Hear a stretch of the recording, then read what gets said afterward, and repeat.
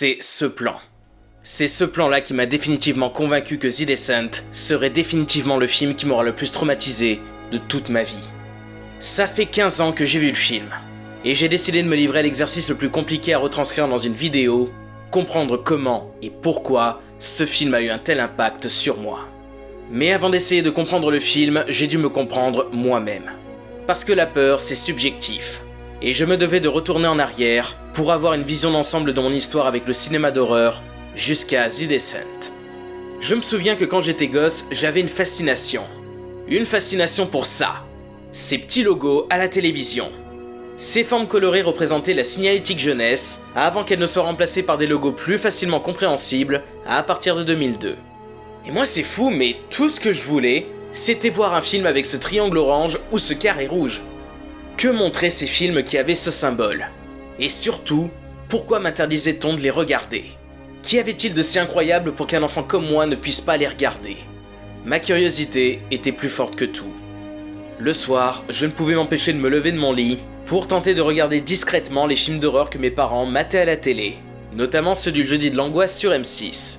Seulement, je me faisais gauler chaque soir et je n'ai pu voir que quelques minutes de certains films.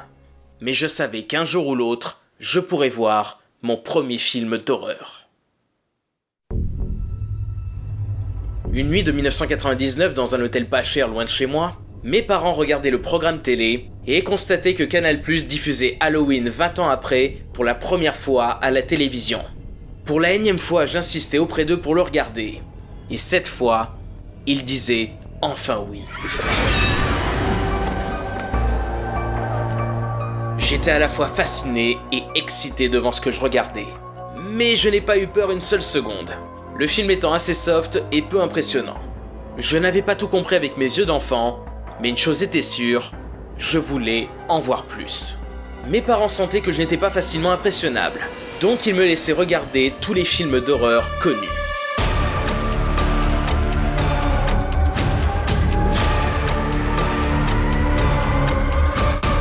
Je découvrais enfin ce qui se cachait derrière ces fameux logos. Mais aucun ne réussissait à m'effrayer ou m'empêcher de dormir. Même si certains étaient à deux doigts de le faire comme The Grudge ou Ringu. Au final, les rares moments où j'ai été, je dirais pas traumatisé, mais impressionné, c'était jamais des films qui avaient pour vocation de faire peur. Ce qui est logique finalement. Quand tu regardes un film d'horreur, tu sais à quoi t'attendre et tu te prépares psychologiquement à ce que tu vas voir. Alors que pour un film autre, tu baisses forcément ta garde. Et lorsqu'une frayeur surprise arrive, elle a plus d'impact. J'ai donc eu avant The Descent 3 semi-traumatismes. Tout d'abord, La Mutante. Avec cette scène où une adolescente subit avec horreur et désespoir une transformation qu'elle ne contrôle pas. Je vous ai déjà dit que je craignais tout ce qui était maladie de peau ou ce qui s'en rapprochait. Ensuite, Destination Finale. Avec la première victime qui s'étrangle dans sa propre baignoire. Vous connaissez cette rumeur, ces personnes qui n'osaient plus prendre leur douche à cause de Psycho? Moi c'était Destination Finale. La scène est tellement bien jouée que ça m'avait donné des frissons à l'époque. Si bien qu'à chaque fois que je revoyais le long métrage, je zappais constamment la scène en question.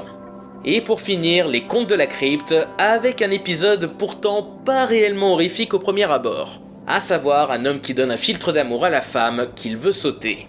Le problème c'est que la femme finit par en devenir beaucoup trop possessive et envahissante. Voulant s'en débarrasser et n'ayant aucun remède, l'homme décide de la tuer en mettant du poison dans son verre. Seulement il se trompe de verre et meurt comme un con. Rien de traumatisant, me direz-vous. Ça vient. C'est alors qu'il se retrouve dans une espèce de paradis. Et ensuite... Edward! Oh, my darling, I found you! When you died, I was so upset I threw myself out the window. Now we'll be together, my love! Forever!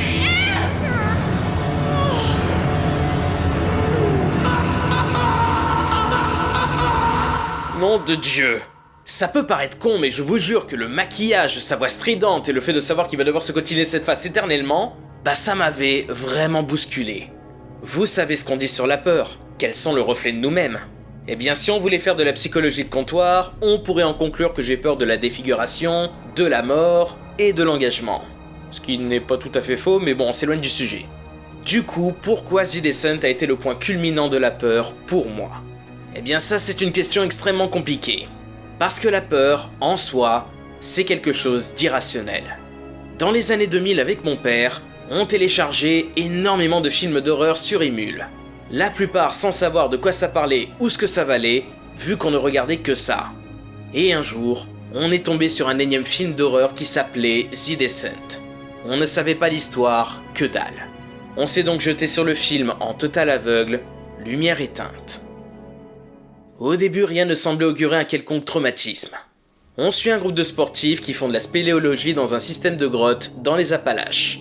C'est alors que le film va basculer, lorsque l'accès vers la sortie s'effondre brusquement derrière elle. La grotte n'étant pas cartographiée, elles ne savent pas, et nous non plus, si une autre issue existe.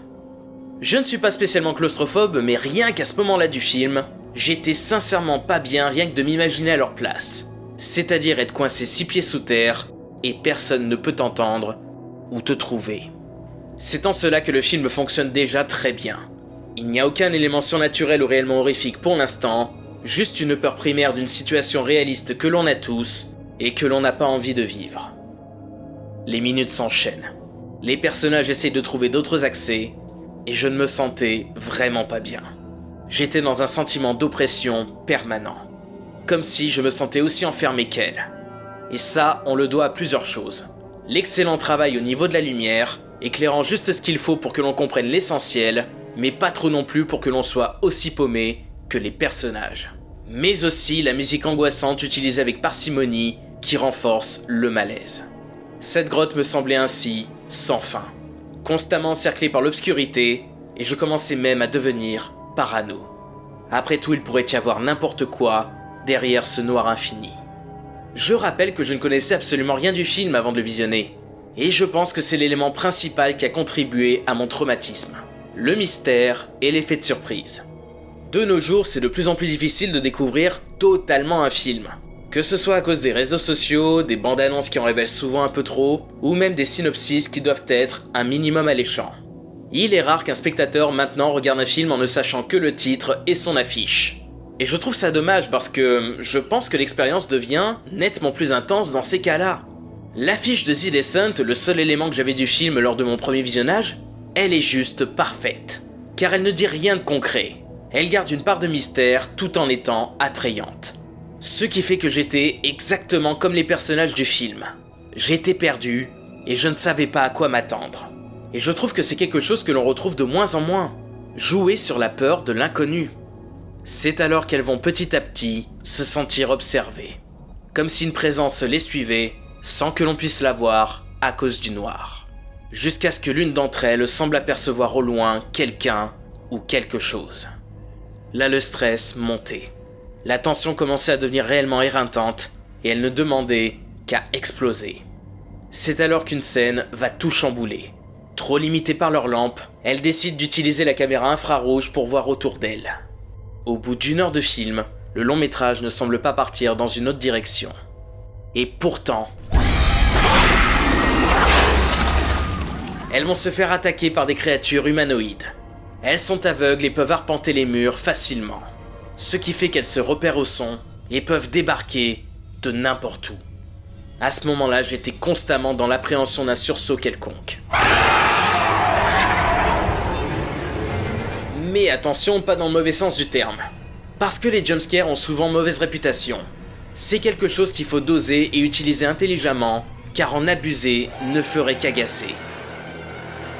Avec le recul, je me rends compte que The Descent a tendance à en foutre plus que de raison. Mais à l'époque, ils fonctionnaient tous sur moi, tellement j'étais effrayé de ce qui pouvait arriver. Et même si je reconnais qu'il y en a parfois un peu trop et que certains sont faciles, d'autres en revanche n'ont rien perdu de leur force et de leur pertinence. Mais alors il y a un plan où le film m'a définitivement anéanti, c'est celui-là. Il faut savoir que le personnage en question qui fait ce rêve a perdu sa fille lors d'un accident il y a quelque temps. Et on sent qu'elle est encore marquée par cet événement, qu'elle est encore fragile. Et le seul moment où le personnage peut un minimum s'évader de la réalité de ce monde, c'est lorsqu'elle pense à sa fille. Quand elle perd connaissance, ce dont elle rêve c'est de sa fille et des petits moments de bonheur qu'elles ont vécu ensemble. Donc quand ce plan arrive, On s'attend à une sorte de pause émotionnelle, que ce soit pour le personnage, mais aussi pour nous. Sauf que non. L'horreur vient seulement de démarrer et le film ne compte pas nous lâcher. À aucun moment, nous allons pouvoir souffler. Surtout qu'au final, je pense que c'est la première fois que je voyais un film d'horreur finir aussi mal à l'époque. À la fin, on voit quand même les survivantes devenir aussi bestiales que les créatures qu'elles combattent. Comme si plus elles descendaient au fond de la grotte, plus elles descendaient dans les ténèbres, au figuré. Un final d'une violence inouïe qui se conclut par l'une des plus grandes frustrations de l'histoire du cinéma.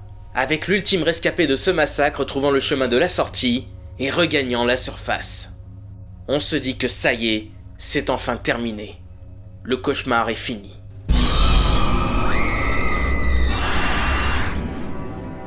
Elle se réveille toujours dans la grotte et commence même à perdre la raison en voyant sa fille décédée devant elle.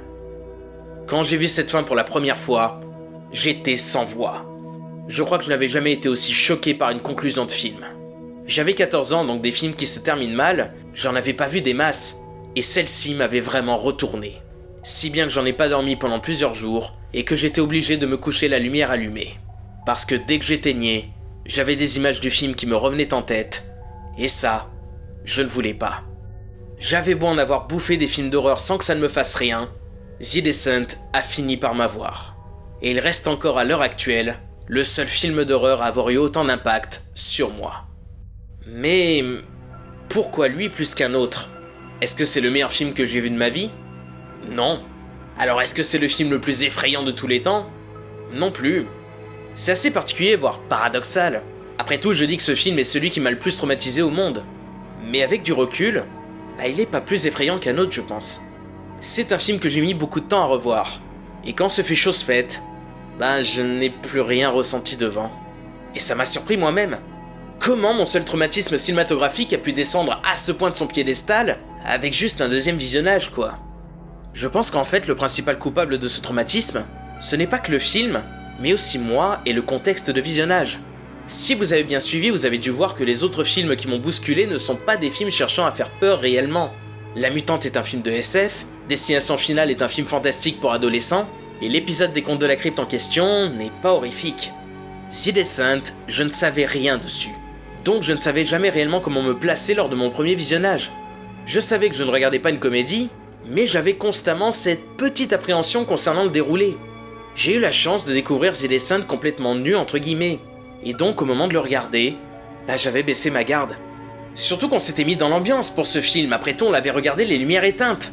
On ne fait jamais ça d'habitude, et je crois même qu'on l'a jamais refait. Comme quoi, des fois, ça tient pas à grand chose. Peut-être que si l'on m'avait dit qu'il y avait des monstres dans The Descent avant de le voir, il aurait pas eu autant d'impact sur moi. Ou alors si on avait laissé les lumières allumées, je ne sais pas. Alors je donne peut-être l'impression de rabaisser la force du film en mettant tout le crédit sur des éléments extérieurs. Alors que... non. J'aime toujours le film, sincèrement. Mais c'est juste que j'ai appris à le relativiser avec le temps.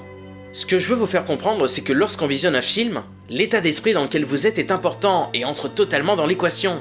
Je vous apprends rien, mais on ne reçoit pas le même film de la même façon, selon les périodes. Je pense que The Descent est arrivé, tout simplement, au bon endroit, au bon moment dans ma vie. Il a bénéficié d'un concours de circonstances qui, additionné aux qualités indéniables du film, en fait que le souvenir du premier visionnage restera gravé à jamais dans ma mémoire. Et si lui est arrivé, c'est quand même que le long métrage possède quelque chose de particulier. Oui, le contexte de visionnage y est pour beaucoup, mais ce n'est pas avec n'importe quel film que ça aurait fonctionné. Et je suis content que le hasard ait fait que ce soit lui que j'ai regardé à ce moment-là. C'est un parfait équilibre de tout ça qui fait que c'est The Descent et pas un autre.